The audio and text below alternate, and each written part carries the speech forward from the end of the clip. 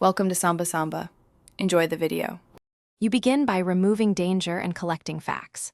First, make the room safe. Clear obstacles, lock windows, and use a stair gate if needed. At the same time, keep a simple log for 1-2 weeks noting time of events, recent alcohol, meds, and sleep patterns so you can spot triggers.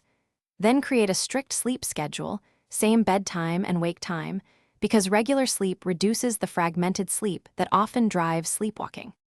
Once you have baseline data, apply targeted behavioral steps. Use scheduled awakenings. Gently wake the person 15-30 minutes before typical episodes to disrupt the pattern. Repeat for 2-3 weeks. Next, eliminate triggers, cut alcohol, adjust evening medications only with a clinician, and add stress reduction techniques like breathing or brief progressive muscle relaxation. Also optimize sleep hygiene.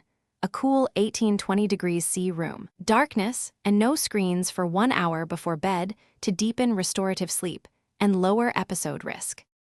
If episodes continue despite behavior changes, consult a sleep specialist to assess for underlying disorders and consider overnight testing. Medication is a last resort. Under medical supervision, low-dose clonazepam or melatonin can be tried because they suppress abnormal arousals. Make sure to reevaluate triggers, safety measures, and coexisting conditions like sleep apnea or restless legs. If things go wrong, increased confusion, daytime impairment, or new behaviors, stop the new intervention and contact your clinician immediately for reassessment.